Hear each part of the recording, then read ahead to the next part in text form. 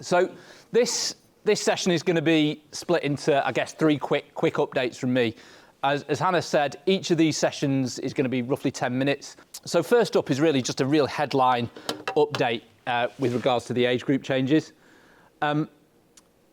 Again, many of you will have heard a lot of this information previously, but you saw on those slides there that we've been following a process ever since the age group changes were approved by the UKA board at the back end of last year. So we delivered some webinars in March, we held some forums in April. I guess one of the key milestones, and I want to thank the colleagues in the room who contributed to the task group that has been looking at this and the various subgroups that looked at some of the detail. One of the key milestones was September, when we published the technical information and the general overview of where things are at. So that was published on September the 9th. It's all available on the website, and I'm sure if you've not seen it yet, I can provide you with the link today and hand that over to you. But where we got to in September, or by September, was that we published the hurdle heights, the race distances for each age group, the weight implements, and some general principles that we will look to follow as we implement the changes. Quick recap for those that aren't aware, we're moving from under 13s, under 15s, under 17s and under 20s to under 12s, 14s, 16s, 18s and 20s. We did hold a webinar on November the 6th where we clarified some of this and had a pretty good conversation. We received some feedback. Nicola and myself attended the English Schools All Council meeting on November the 16th. And we, just as by way of an update, colleagues are meeting with having a further meeting directly with the English Schools Athletics Association early in the new year, in January, to talk that through. We held a survey of competition providers to help us better understand where people are at with their thinking and their implementation. And as you heard, Janice from the YDL is going to talk through their thinking shortly. We've obviously got today, which is another opportunity for colleagues to feed back. And then really from January onwards through to the middle of next year, the emphasis will be turning all of that into the wording of the rule book. So for people that don't know, the rules of the sport are refreshed every couple of years. The next rule book is due to come in on April the 1st, 2026. And it's at that point that these new age groups will come into effect. So we've got the first half of next year to turn the principles and the agreed technical specifications into the wording of the rule book. People will then get a chance to see that from the middle of next year onwards and ready themselves for the implementation and the switch of age groups the following spring.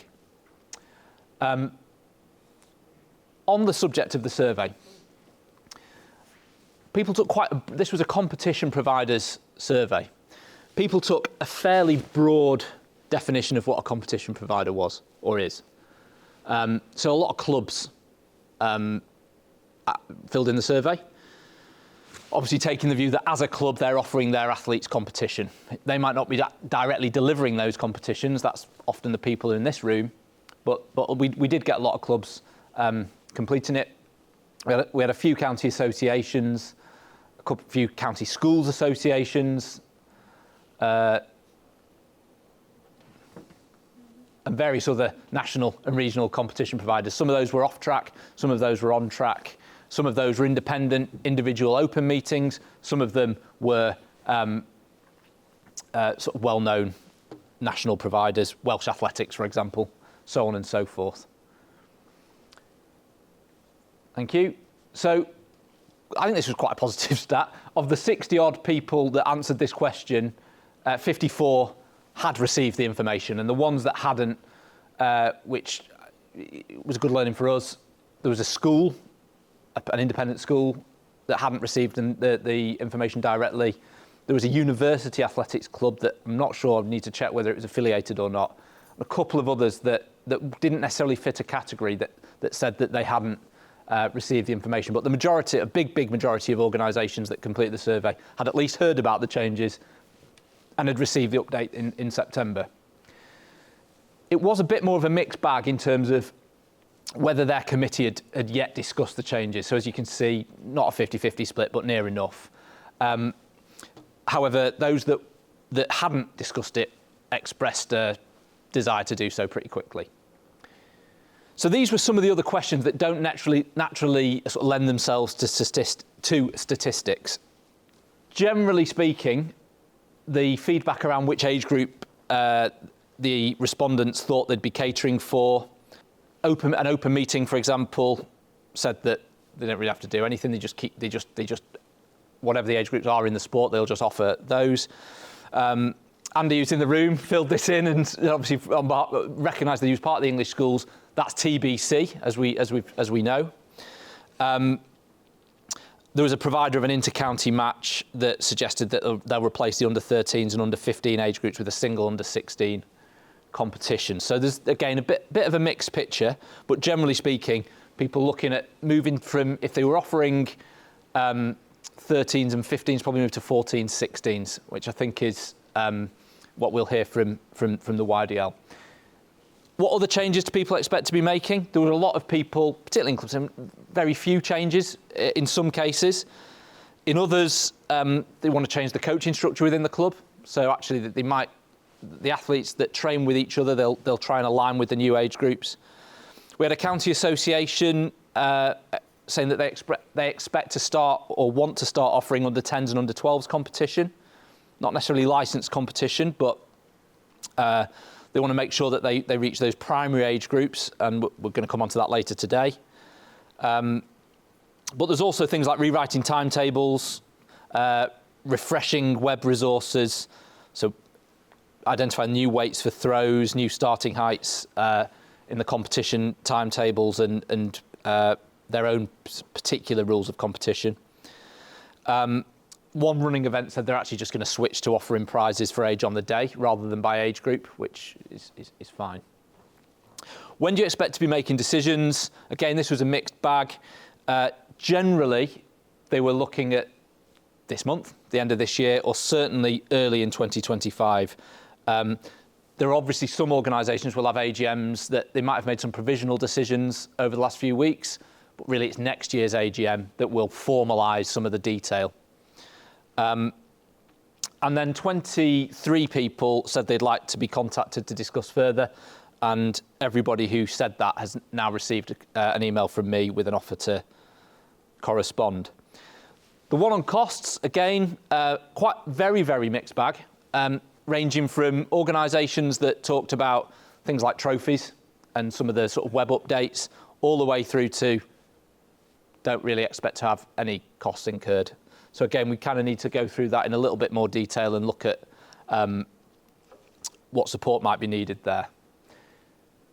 So that's the sort of headline overview of age group changes and the survey. Just to stress once again, if you've not had the detail or you've got questions or feedback about the detail, please come and have a chat today. Examples being people asking about particular rules around the number of events an athlete is able to compete in per day or per meeting. In each age group. Those are the sorts of questions that people have come back with that have been really useful bits of feedback. We're then able to go and take that to the rules group and others to work through. Finally from me, another bit update on a piece of work that is ongoing. The age group changes were never perceived as the only solution to the problem of retaining athletes in track and field and growing participation in track and field. But actually it is one of the strategies that we've looked to try and adopt, because as we'll hear from Darren shortly, we do have issues in the sport in terms of retaining athletes and growing participation. So one of the things that we're looking to try and do in order to address that is do some research and speak to lots of people about what some of the solutions might be. One of the things being creating a vision for what we all want as a sport, our sport to be like, to look and feel like, how it ought to operate. So we're trying to create a vision for the future of track and field in the UK that excites, engages, develops and retains young people in the sport. The research will try and understand the position of track and field in the UK comparative to other sports and relative to other sports, but articulate the challenges that we face within and those key external factors that we need to consider. So over the course of 2025, we want to set out an informed and ambitious vision for how we want our sport to be. Our sport has undergone minimal change, I would say, over the last probably 60 years, in truth. That's probably a real strength. You know, we know what our product is and we're really confident in it. But if we look at other sports, they probably have undergone quite a bit of change. If you take football, for example, the formats that young people participate in have changed considerably to sort of great benefit. So regardless of what the outcome of this work is, it's worth looking at. We know that there's existing research that has been done 5 years ago, getting on for 15 years ago.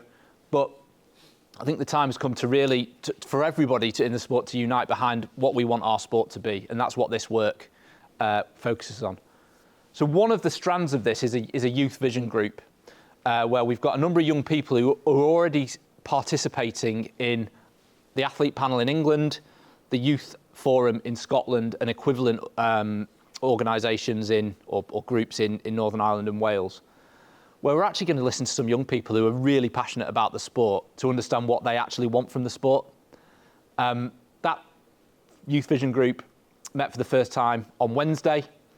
It did feature athletes from across the home countries. One of them's in the room. And that group will continue to meet, but it'll be led by those young people. These are young people aged 15 to 21. And we want to hear what they actually think the sport should be like. Some of us who've been in the sport a long, long time, I was saying some before, I think my first race on this track was 1995. And there were people in the room that go back a lot further than that. So it's got to be a collective voice and a collective vision. But one of the key bits is making sure that we listen to the participants of the sport about what they want our sport to offer them, how they want to feel when they're participating in the sport.